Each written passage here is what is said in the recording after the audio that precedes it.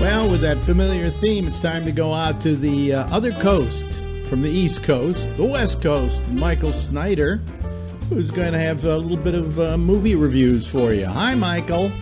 Hi, Alex, and greetings from the land of make-believe, a city, an area, a territory we all need right now in America. And we've got movies for you, and one of which is rather inspiring and exciting, and we're going to lead with that.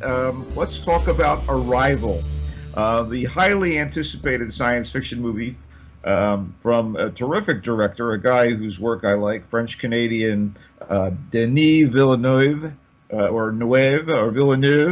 Dennis, it looks that way. Anyway, this depicts humanity's first contact with extraterrestrial life. It stars Amy Adams, Jeremy Renner, and Forrest Whitaker. And if you're looking for good and thoughtful and emotionally moving science fiction, you should hail Arrival. It's the story of a linguistics expert, played by Ms. Adams, and she's tasked by the U.S. government to decipher the language of aliens who have landed 12 strange, enormous, gravity-defying disks in various spots across the globe.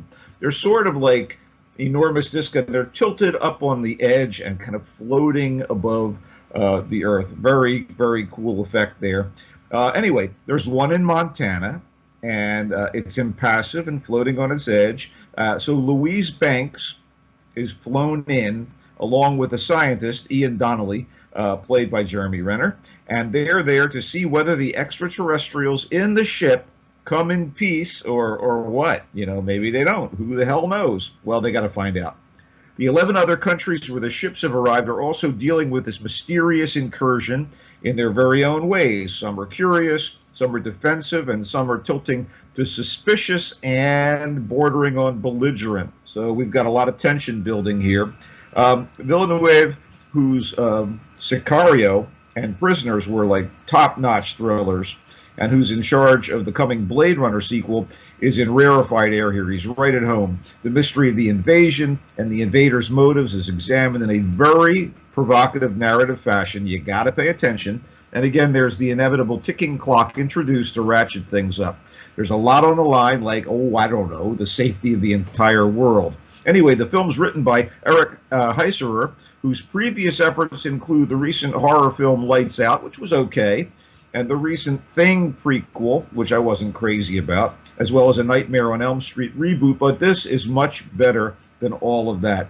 Forrest Whitaker is the impatient U.S. Army colonel who enlists Louise and Ian. Michael Stolberg is in this one as a CIA-type agent whose desire for national security presents a problem for potential peace. I welcomed this Arrival, as should any thinking science fiction fan. Lynn's long halftime walk is kind of problematic. The director is Ang Lee, a guy who has made some fantastic movies and a couple Duff movies. He made the first Marvel Hulk movie, and it wasn't really good. But this is a guy with a wonderful track record from his native China to the things he's done here in America, and that's why I was a little disappointed with this. It starts, in some ways, I fear, with a technical challenge. They've decided to make this very up-close and personal look at Bravo Squad, a bunch of heroic soldiers who have come back post 9/11 from Iraq, hailed as heroes, and are being paraded in front of America during a Thanksgiving halftime show in Dallas. And so we're dealing with Private Billy Lynn, a 19-year-old guy who is the the Medal of Honor winner. I mean, he's going to get all kinds of accolades. And the question is whether he's going to stick with his squad and go back to Iraq or not. And so we see flashbacks. We are at the stadium before the game, during the halftime, and afterwards. We see him at home with his family, including his sister, Kristen Stewart, who has been brutalized by an accident and is ostensibly scarred and has to deal with various operations. So Billy can't leave the service. He needs the money and the medical help for his sister. His parents are problematic here. They're glad to have him back, but they're also wary of him losing his life overseas. And we also have Billy himself dealing with his various fellow squad members and a kind of agent type who is played by Chris Tucker and is trying to get their story, their heroic tale, turned into a movie. And so he's constantly on the phone at the football game with people in Hollywood in an attempt to make a deal. It's an interesting cast. In addition to Kristen Stewart, a newcomer named Joe Alwyn plays Billy. You also have Garrett Hedlund as one of his tough colleagues. Vin Diesel plays one of the members of Bravo Squad in typical tough guy mode. And Steve Martin plays the owner of the Dallas football team, which is not the Dallas Cowboys for trademark reasons and a variety of other reasons. And he's sort of doing Jerry Jones, the Cowboys owner, a version of that. And, the cast has really come kind of all over the map.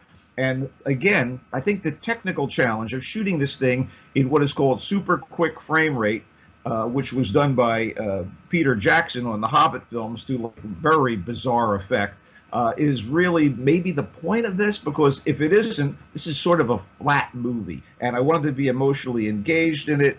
It's pretty numbing. Long halftime walk indeed. Too long to little effect considering what it's trying to do. And the technical ambitions are fine, but, if the story and script don't grab you, who cares if you feel like they're sitting right in front of you in gigantic form? I remember seeing The Hobbit and thinking, this looks like a video game or a British soap opera from the 70s.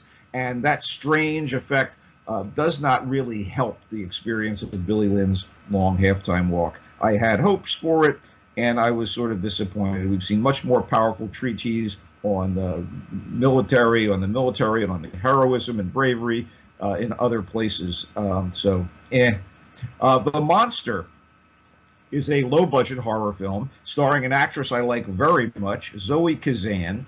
She's a single mom with a substance abuse problem, and she's taking her bulky young daughter, played by a young actress named Ella Ballantyne, to the kid's father because, there are problems between mother and daughter. And during the road trip, things go horribly wrong after dark on a desolate stretch of road. Kazan is in heedless skank mode. Ballantyne is the angry, neglected, resentful kid, and something lurks in the woods. And the effects are good, and the tension is there. And the guy who made the movie, Brian Bertino, directed something called The Strangers, which I also liked. And there's a lot of suspense, and the big question comes to the fore. Who's the real monster here? Is mom with her substance abuse problems the monster? Is this bratty kid really the source of the evil? And then it becomes a survival tale. And the creature work is good, and the actors are good, and so I thought it was a solid low-budget movie, immensely helped by good performances from the actors. But it does fall victim to a few genre cliches that we sit and wait for now without too much subversion. But ultimately, I was glad I saw The Monster. I think it's probably going to translate pretty well to video, so you could wait or you could go to the theater. Paul Verhoeven is a very problematic director. Sometimes he makes outrageously exciting films, such as ones dealing with his home country, Holland's involvement in World War II. Sometimes he makes things like Showgirls or Starship Troopers, and you kind of can't believe it. He's great with genre stuff in terms of the look and the energy, but he's made a very serious and very effective film starring the great French actress Isabelle Huppert called Elle, E-L-L-E, and she's in charge of a video game company. She's a high-powered executive in France, and she's very, very callous about her sex life, and she finds herself at home, in her fancy home, attacked by someone in a mask, and she becomes obsessed with this attack and this relationship that is ongoing. It starts to be recurring. And so it's kind of creepy on a psychological level, and it's also fascinating to see her work and what the motivations are of her attacker. And the mystery of who her attacker is becomes a central issue in Elle. Could it be someone from the video game company?